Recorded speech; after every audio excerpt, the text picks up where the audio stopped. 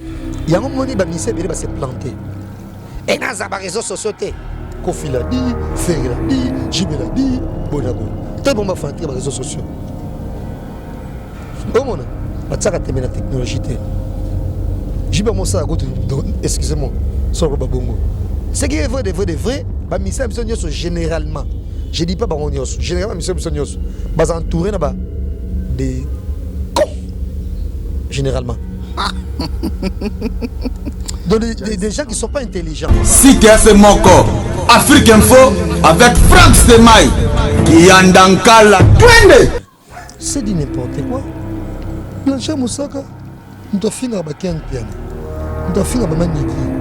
Nous devons finir donc à côté de présent, nous devons finir. De toute sa vie, lesquels on pas une autorité à construire un mot, nous devons finir. Mais comment on aura le boulot de savoir de moi? Et puis, avant pour mettre les dans les gars députés, à côté de soit possible, soit ça qui papa chéri. C'est de n'importe quoi. La ligne bizarre, on a 6 francs de 100 cas. Oh, c'est que tu as un ici, il y a un problème. À cette plateforme politique, on a une mission sur Bassangana. Quand il fait ça, il y a des minutes ouvertement. Fabrice a un bon terme, papa, il m'a inauguré comme ça, et oui, rançon. En bon terme. Depuis qu'il y a une bête, il y a un bon terme. Tant que tu as un bon secours, tu comprends quel est ce qui t'a hérité. Oh, non, foi, Noël, toi tu es fer qui est en foi. Mais tant que tu es Fabrice, qu'est-ce que Fabrice a fait? Bana King, Bana Dar es Salaam, Bana Poto, Bana Mokil Mobimba, si tu es mon corps, Afrique Info avec Franck Semaï qui est dans Kala.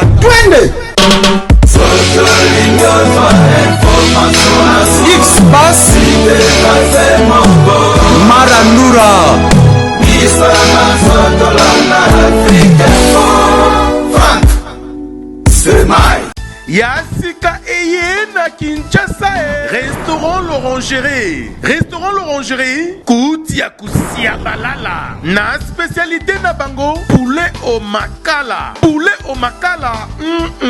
Souka nelengi. Basuki wanate. Olingi kolia bio. Yakambangu na restaurant l'Orangerie. Na service na bango. Cuisine congolaise. Olingi kolia biloko mboka na yo. Nyonso ezali kote masanga kutu bosana po nyonso ezali ata kutu masanga ya pompe bazo pompe pe ozomela ya malili otuninga adresse eza mosika te ya kaka na boulevard du 30 juin arrêt Vodacom mosika te na BCDC service ya kolobela te un personnel très qualifié et bon chaque samedi la musique douce du groupe Les Professionnels. Bienvenue et surtout bon appétit. Très heureux de vous avoir nombreux et connectés sur votre site www.africainfo.net.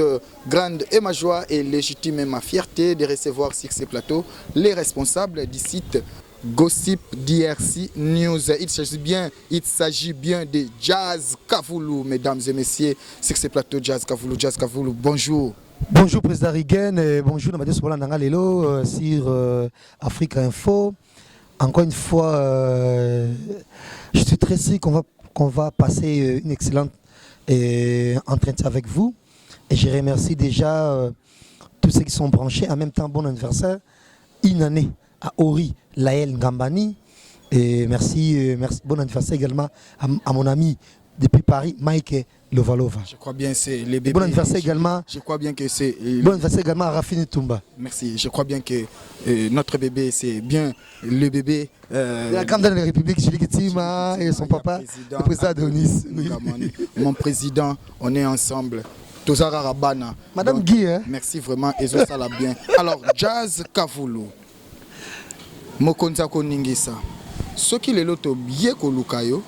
Togolinga vraiment tokota na mozindo te mais aussi la biso analyse moko ya bien na ebike ba voice moko circuler déjà na internet entre autres tozoye ba pété soki eza fanatique ya BCBG ou soit mutu moko lobaki kaka na kombo ya BCBG mais au moins tolandi pe réaction ya papa chéri na ebité tango yoki ba voice wana et puis omoni ndenge muki chasse ningani Zaire ningani réaction na yo ekozala ndeni. Laisse-moi te dire que j'étais face à un détracteur et donc na yoka ba voice wana na yoka ki voice un détracteur. Je sais pas un mot il y a violation, il y a intimité à mon tour. Comment où il y a BJBT, à BOT, comment on sait les voice, notre voice. Il y a qu'on reprocher. Comment à la limite, on sait les tout confondre raté. Ce qui to yebani boy. Ou carrément net yé, soit quand même temps qu'on soit JB pendant une année bas sur là. JB registre numéro na fan mo son auto bakala c'était Jean-Moro ou Bonabosa quelque part. On a tout condima. Donc ça prouve que même JB n'a pas le numéro ya Mutuango. Makamono se fait limite dans ezalaka. Ça ne fait pas du soit fan ya Mutunde te permet à Kolba et puis il faisait des comparaisons, ce qui n'est pas bien. Déjà je dirais ceci na quoi voice na santé à fan LGBT. Bien sûr. Parce que fan LGBT fait mamoji bazanango. Parce que ma mission c'est de la vérité. Je veux bien il y a un contrat na producteur mo retourner na vinaigre. Et contrat na ekozaka résilier donc aussi là décembre 2018 si je me trompe pas. Donc on sera album kaka 2019. Si nous avons fait un JB faux au courant, bien bon ba ko lo bangote. Bon deux ans déjà faux fan. Et puis soit fan à moto. Et puis son ndingisa ko lo voice sur ya tindagi. Non c'est trop.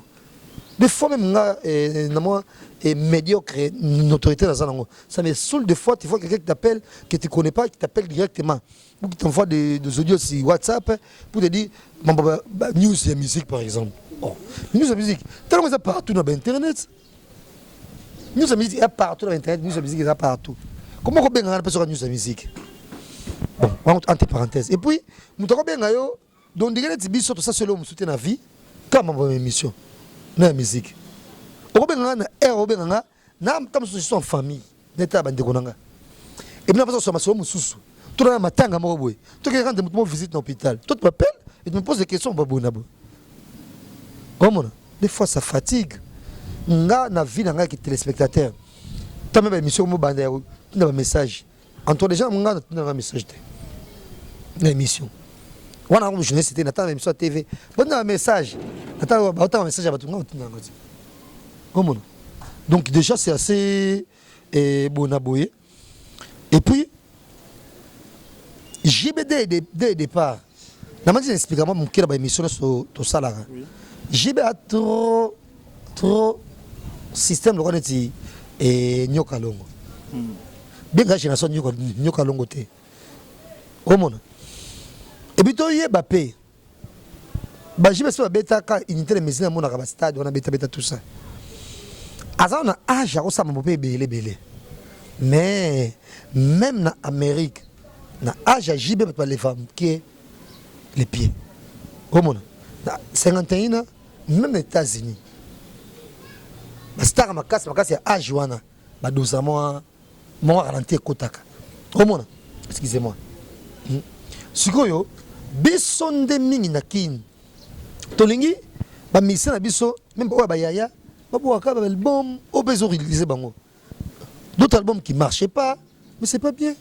Et ça ba o ba boaki ba album est ridiculisé parce que les loyo sont totally même attends même attends ça na ba yaya j'ai dit comme ça j'ai dit comme ça parce que album déjà 10 chansons c'est déjà trop sont dépassés 50 ans au monde to vivre dans une époque il y a JB et époque il y a Fali na faire na ba Fabriaz na ba Déplique na ba banani nouvelle génération ba Ibrato ba Robin Mundip au monde to vivre pas il y a JBT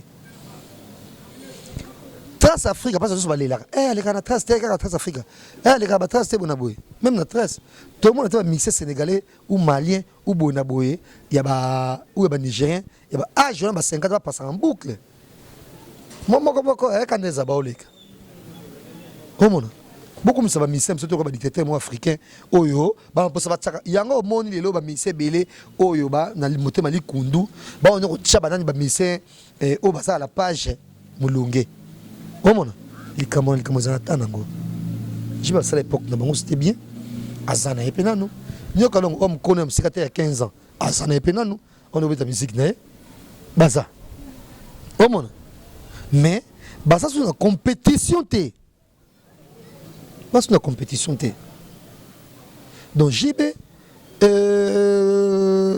système en tout cas j'ai dit comme ça non bon peut-être pour je vais faire une interview na lèche beauté non bon peut-être pour non mon JB na sima monanga et na JB non ça ce sont des gens oyo ba mi monaka ba inférieurs qui sont pas intelligents o ba ndima te na vie dans place ba uta place ba botama ngata na botama na yaka loso na madesu et loso ma futa mbila mais déjà ce que je suis dans ma pauvre connaissance nanga tout ce temps quand j'étais un gamin j'achetais des revues pour me documenter donc monnaie en côté face à Rolanda ba ministère na sima o mona qu'on laisse JB en paix tel le ministère ba chose va créer premier mot zanga mutu na makolo pour je vais soutenir Ibrator c'est ma béni c'est ma bête c'est n'est que ça à faire soutenir badani n'a besoin de toi boy tu vas voir et bon écoute la journaliste oyo bana posa bango qui journaliste si là il va bango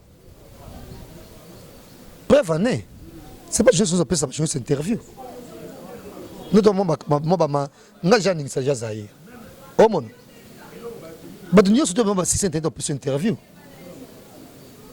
tu vois on est pas complexé oh mon en tout cas fan on a d'accord on a été c'est qui est vrai de vrai attention à la parenthèse c'est qui est vrai de vrai quelque part on regarde ma voice il y a papa chéri à quel est mon du côté de la plaque pour dire que est-ce que moi bana ok basaka album toi qui n'a toujours comme ça bana ok avec même on se comprend bana ok té bana ok j'ai public donc c'est les gars mais papa kala bona boy papa moi ça musique pe asikaté on veut faire la nostalgie n'est-ce pas moto atinda ki voice wana soka kendeka na démarche ya ko citer ba komboté ya comparaison té est-ce que voice né engeke zalape bénéfique parce que déjà photo yebaki yango moni ba mise bele ba se planter et na za ba réseaux sociaux té Kofi l'a dit Ferry l'a dit JB l'a dit bonabo tout bon ba fanter ba réseaux sociaux o mona ba tsaka tembe na technologie té JB mo ça côté excusez-moi sur ba bongo dit n'importe quoi na ba réseaux sociaux o so bona ba tsaka tembe na évolution té o mona mais sikoyo fan pesa na limite na yo. Ce qui est vrai de vrai, bah mission généralement. Je dis pas bah on y généralement mission bah entouré là-bas des cons généralement. Donc des gens qui sont pas intelligents. Je ne généralise pas. Je dis majorité. Est-ce qu'on a anglais et intelligence nanga parce que baloba en français, dis-moi qui tu fréquentes. Je te dirais qui tu es. Mais oui, parce que musicien na bisonde pour jazz, son abina balola ngonde otokoka lo babaza, ndengo solo. Généralement oui, 60% de nos musiciens, ils côtoient des gens qui sont pas des gens qui sont pas cultivés, qui sont pas intelligents. Généralement à 60%. J'ai dit comme ça. Comment ça bazaka wana ke e presse wana kadia. E presse wana bonaboy. E presse wana bonaboy. Donc le bon la crachamine na sauce à journaliste c'était mais je l'ai dit comme ça aussi que 80% des journalistes ce sont des lèches bottes de musiciens. Vous me verrez jamais moi. Vous me verrez jamais journaliste à médias en ligne la télévision comme des moins que rien. Demande à quel piano là où il travaille pour faire combien. Demande à quel piano là où il travaille pour faire combien. Demande à quel piano là où il travaille pour faire combien. À ça la chaîne TV de la place. Au ça chaîne Monaco Lang. Tout les salaires ne serait pas franc, c'est pas sur place ça là. À moi ça émission moi la télévision. Sauf que tu as ça pas franc. Et tu le foutre mieux. Est-ce qu'on a un problème moi là? Allez-y, OK. Et de foutre mieux. Donc on va juste la télévision. Télévision tu vas où ba mi. Télévision tu vas sur ba lèche. Ma casse sur route il y a internet. Pour déjà généralement la télévision tout le monde a un talent à sa carité. Que moi il va le voir on a le talent. Tout le monde a un talent il y a Noël Madingate. nous avons ça émission moi depuis pendant une temps alors il pas check clip bota là pour boloba n'a pas comme mekango pour moi mke koloba c'est pas tout le monde est boloba alors ba diembe la grand succès ba musicien comment après les musiciens t'as pas joué sur bien musicien après peut dans rôle exception près et papi n'a pas possibilité n'a pas sponsor na à la limite ma mythe na mo RTNC na mo le lendo RTNC mais le reste c'est tout baba mbruki au moins il faut ça émission de faut rebondir la émission pour faire émission pour ça la visibilité oh comment on a je n'ai bien ngana bando tanga ba kombo mais na boivoma alors Jazz Kavulu tant na ki voice wana idée moko ela kinga personnellement na bino to mekano ko sala analyse na Jazz par rapport à dossier oyo mais en principe to ko ka ko lekisango pe mais tout ça là quand même analyse Jazz Kavulu ba leçon auto banda kozwa na kala na primaire de banda tangisa biso les devoirs des enfants envers leurs parents et les devoirs des parents envers leurs enfants. Est-ce que les loto koloba pe que ba musicien bazana ba devoir envers leurs fanatiques et puis ba fanatique pe bazana ba devoir envers ba leader ou ba musicien soki ezali okoloba loko ba devoir nini ba musicien bazana ngo vis-à-vis ya ba fanatique na bango aussi ba fanatique ba devoir nini yango bazana ngo ya kosala pona ba musicien. Bon Jeanette Singa naza fanatique ya Marilyn Monroe akufa na taba film nyos en boucle akufa depuis 1962 tu vois na fanatique ya Marilyn Monroe signifie que je suis un fanatique sous il y a Denzel Washington. Nasu fanatique il y a Nicole Kidman. Nazana Inosa Balume. Des fois c'est ma téléphone, il y a mon numéro il y a Ben Affleck. Il y a George Clooney. Romona. Non, ils sont même pas on a téléphone là. Donc ils m'ont parlé anglais. Non, la téléphone dans son traduction langue. Donc on a tindeli. Mais pour nous fan azamba limite na yi fan woko mixé na vie à idole na hote Voilà. c'est tout le monde normal non les gars là j'ai pas regardé là fan maman maman ah non il y a maman banga obi que ça là non il y a des fans qui sont déjantés c'est pas normal si quand les fans na yo oh net na linga JB Béazol de game ça me plaît. Amnata Sila Ivoirienne, ça me plaît. C'est le Congo. Et frère tout quelqu'un bimisa, on est bête sur comme révolu. N'a pas chance d'arriver à habiter ma séquine tant et moi mon cœur. Oh mon, mais il fatigue la musique n'a été à l'époque. Mais là qui me colle non la musique habiter ma séquine. Est-ce que ba musicien bazana devoir déjà ko sala vis-à-vis il y a ba fanatique. Fanatique moi quoi c'est important. Fan toi c'est important parce que les musiciens généralement oh bah comment les c'est dit na ba fan ba truc sont en place ba komi. Oh mon. Même JB là où il est là, il doit beaucoup de respect à ba fan. Mais fanatique voilà voice ba vraiment tabu so ba JB on a soka JB doki jamais. Il est très trop loin. Voilà. Fanatique il est trop loin. Oh mon. Non. Hein? Aux aba méga na ba te continuer ba méga au saba bona boy. Jazz Kavulu poto bouclé sujet au car na niveau ya papa chéri kokenda ko sala ba analyse oyo vraiment à un certain moment exogéné mais ka cela ne tienne lokola mokile zoloba lokola makambo ezo zaire ningani donc mama likambo paraît-il ezala ki kombo ya fali poupa ndenge tangamaki na kati.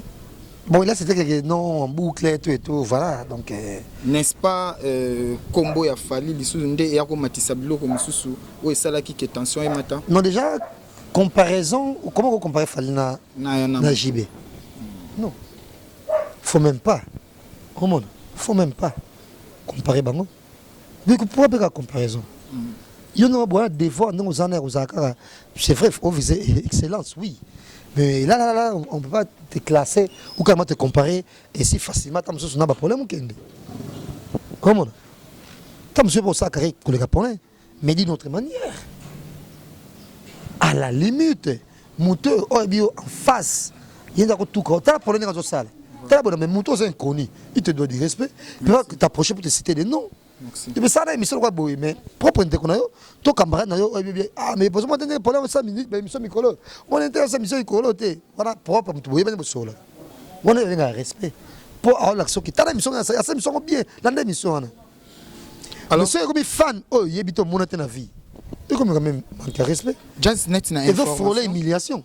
Net na information au PC que papa chéri a habité na problème il y a contrat au azala nango.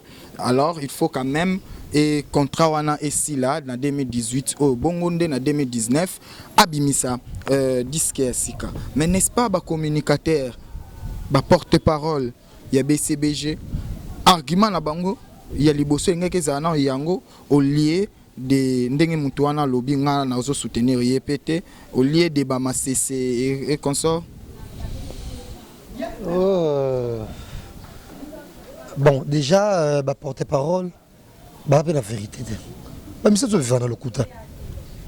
Ils sont comme ça, dans le Kouta. C'est comme ça. On peut baisser les gens pour foler et réalité à monter mais ça. Beaucoup de gens dans le Kouta. Mais vérité, ils se murmurent. Je ne confirme rien. Et vérité, des paris, tu ne confirmes rien. Je confirme rien, mais en tout cas, l'humeur est arabongo. Merci mesdames et messieurs sur ce plateau.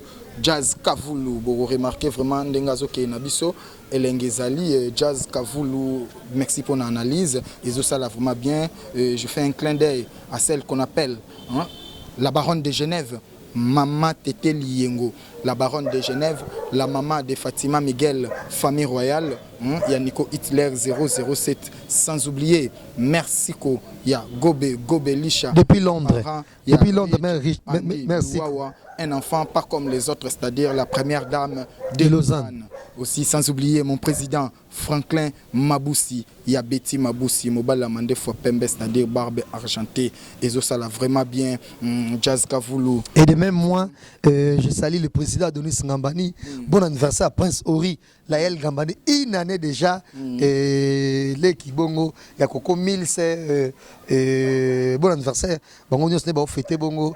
Na Madame Julie Kitima, donc big up na Bango et de même. Na Julie Musungai, pour pas na Barbara Sissongo, et puis na Galia Tita, Succès Kasongo, na Toussaint Thomas Nebala na biso, na Kelly Charonston. Et ça, un garçon on a Lille, Nick Ketani.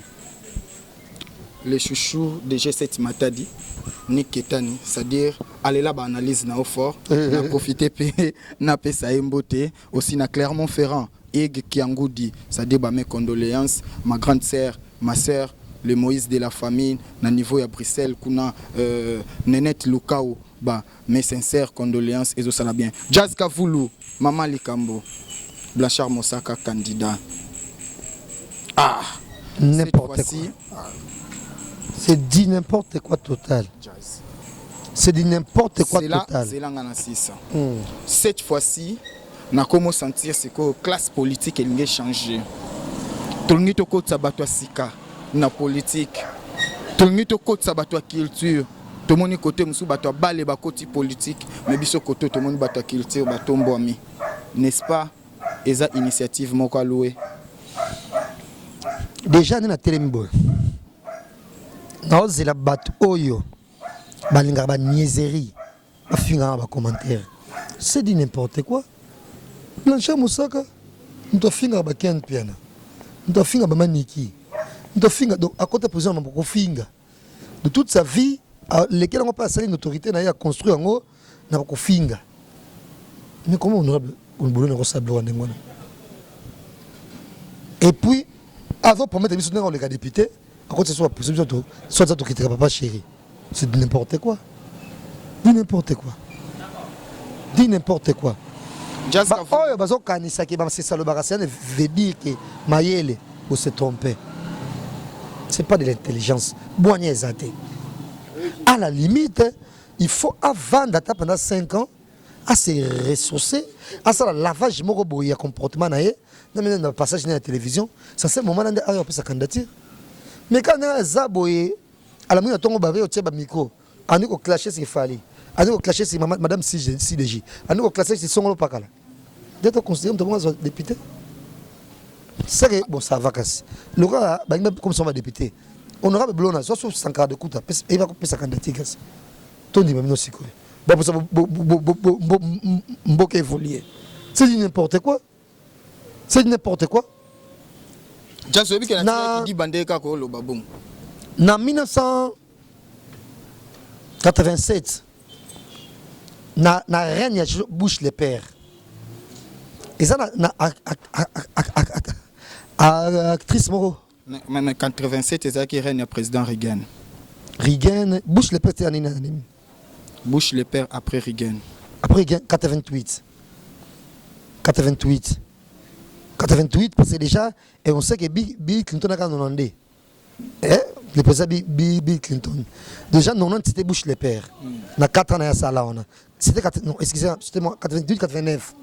Donc déjà, le président Reagan, c'est 1981, 4 ans, 85, 4 ans, 89. Donc déjà, après 89, non, c'est faux, parce que Bill Clinton a gagné.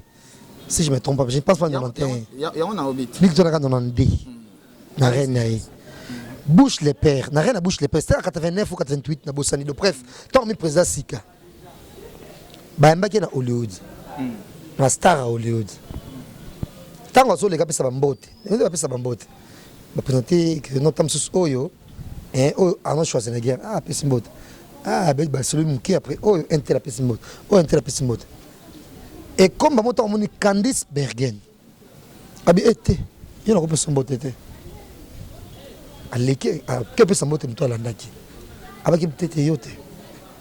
Pour une simple raison, Candice Bergen, Bush, le père, républicain, conservateur. Candice Bergen, démocrate, libéral. Mouvement, femme. Que moi, si il faut boyer, moi, ça console, boyer, bon, il y a un conservateur. Non, mais ça va Candice Bergen. En tout cas, je ne suis pas prêt. Après son bout. Mais il y a cela qui est dans le Parlement. Je ne crois pas que président fait président Mandela. Azana galamo charita suka ça ça va faisait à Londres. Omona. Aboya ke mtema moko Naomi Campbell matal le podium. Badwani ma soirée na Will Smith na mwasne. Aboy permet de se faire Naomi Campbell fait na garder. Aboya ke matal podium. Pour ma déboire ne judiciaire zaï nango ko beta bon na téléphone ko ça bona boy. Aboya qui a dit non à Naomi. Faut changer. Au matin à podium, tu ne peux pas faire tout au matin à podium. Non, mais quand même, est-ce que pour dire que même politiciens, quand il y a parti politique, sont au Pakala. Les journalistes se comportent bien. Mais ils sont en insulte tout et tout. On a des débats, louche na justice. On a des photos. On a des photos. Si ça m'a justice, bon, on a des photos. Comment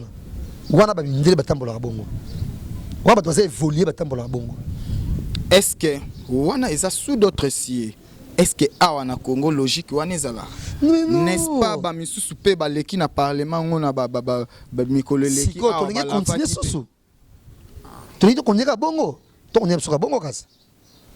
Biso le quoi pauvre, le quoi les plus nous comme on est on n'a pas de possibilités. Toi qu'est-ce qu'on dit en français? On est des faibles, voilà, financièrement. Les gens ne veulent pas qu'ils soient au loba. Il y a des insultes, des menaces, et tout. Comment donc, insultez-moi.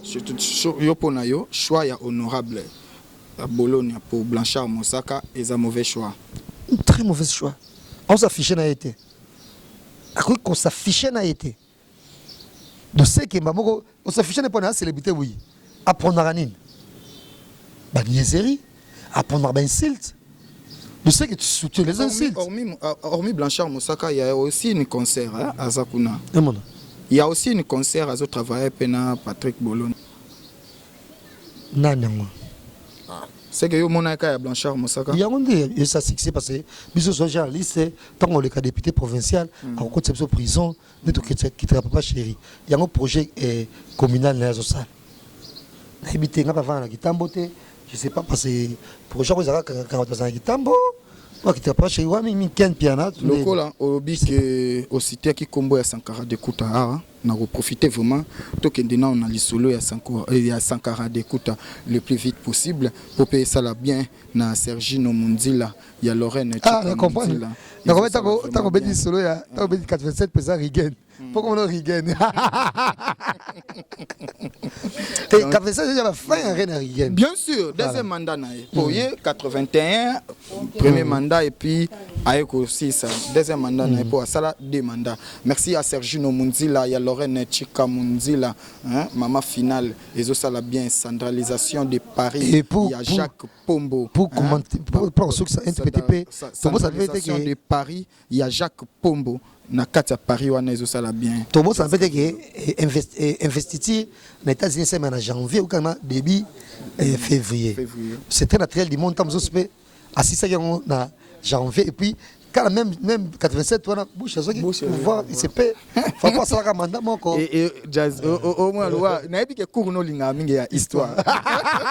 Ozala histoire wana na mutu donc olingi ko tout est vraiment ça. Jazz parlons actualité tomoni Sankara de Kunta so na ko bengango groupe so na ko bengango club so na ko bengango clan mais bref na mo lisanga ya bato moko boy ba ko binaka ndesiko ba nomination ya ba kombo ya bato bandi oyo intel azo représenter tel pour ayaka nako ayaka boye na wenge je ne sais pas démarche oyo 140 kuta bandi est-ce que atayo moko na lingi benza no la suspend de Sankara c'est que tchaba ngona kisi ya no lingi ba problème te asali plateforme na politique on lingi ba mission pour basangana quand il fait ça mais des minutes ouvertement Fabregas en bon terme papa naé il doit inaugurer commerce et Ranson en bon terme depuis avec le bête en bon terme tant on tchaba bongo siko trop comprendre mukela qui était sur qui t'a héritier oh en foi na Noël toi tu es frère qui est en foi mais tant tu Fabregas qu'est-ce que Fabregas a fait siko surtout là lito la moki ba Gina PMF na lobité qui est bongo hein ba moko ko po ba occuper Sankara te ba mo maison mais qui maison ba mo ya Noël tu bien mo impoli hein so ba na ka uza la moki na bakanda na za nango abani ko ningisa sayi tu bien mo so impoli hein Sankara hein non moko so do ta ma so mingi te Sankara Lucas stratégie mo mususu o créer autant manayo tika ko ba faire tika ko ba boina boye biso to ba fanatique à maison aveugle tout le monde maison mère tout na maison et sont la lettre na noblesse mais yom to lia kambo maison et des maisons qui ne sont liboso ça a été fait là c'est pas normal qu'est-ce que Fabregas ça fait le roi bi ya lo baranete ane le roi net mo sense na bino mo boye ki sengi na bino yango tsako ba Fabregas à limite faut sortir ba zong c'est ba flèche nani wata nani na fait qu'est-ce que Fabregas a fait depuis qu'il y a ça ini et matumboli c'est pas normal.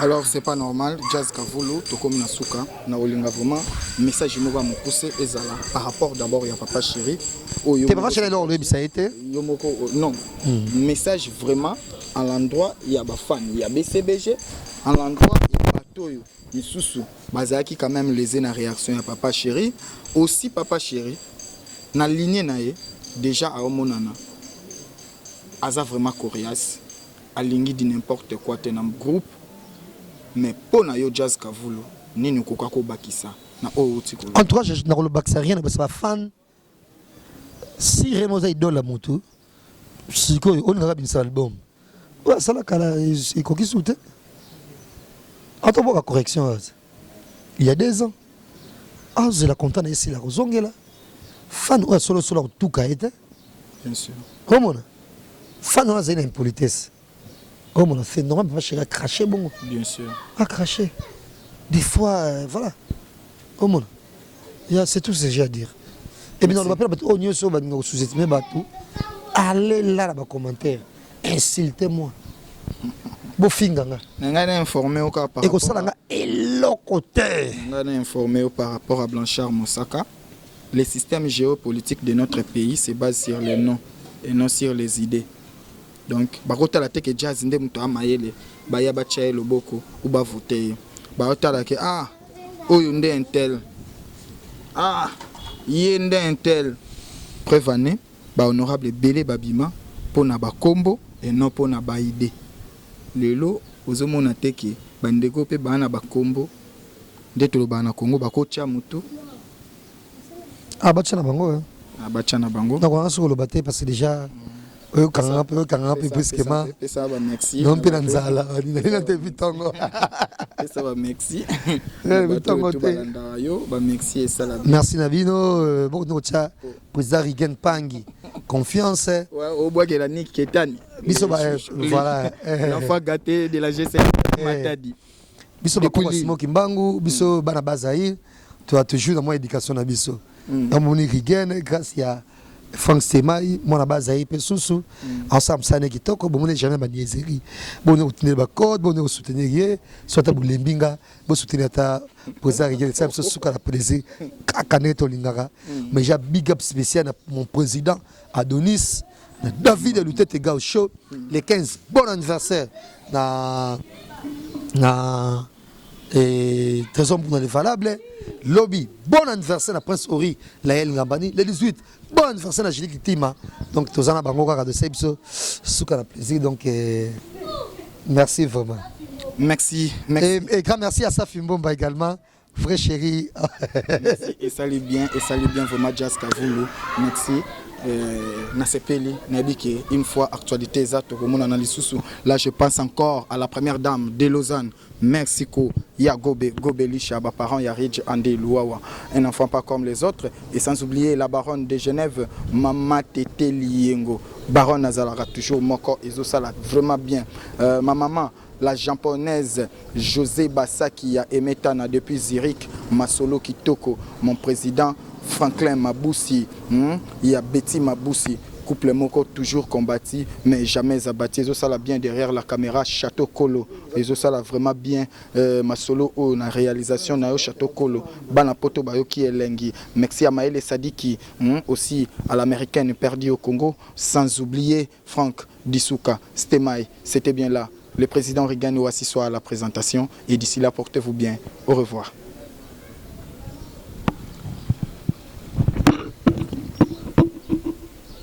Yassika Eye na Kinshasa Restaurant l'Orangerie. Restaurant l'Orangerie Koutia Kusia Balala. Na spécialité na bango poulet au makala. Poulet au makala Souka nelengi Ba suki wana te Olingi kolia bio Yakambangu na Restaurant l'Orangerie. Na service na bango cuisine congolaise. Olingi kolia biloko mboka na yo nyonso ezali. Kote masanga kutu bosa na po nyonso ezali. Ata kutu masanga ya pompe bazo pompe pe ozomela ya malili. Otuninga adresse eza mosika te yaka kaka na boulevard du 30 juin arrêt Vodacom mosika te na BCDC. Service ya kolobela te, un personnel très qualifié. Et bon, chaque samedi la musique douce du groupe Les Professionnels. Bienvenue et surtout bonne appétit. Bana King, Bana Dar es Salaam, Bana Poto, Bana Mokil Mobimba, Cité FM Moko, Afrique Info avec Frank Semai, Kiandankala, Twende. X-Bass Marandura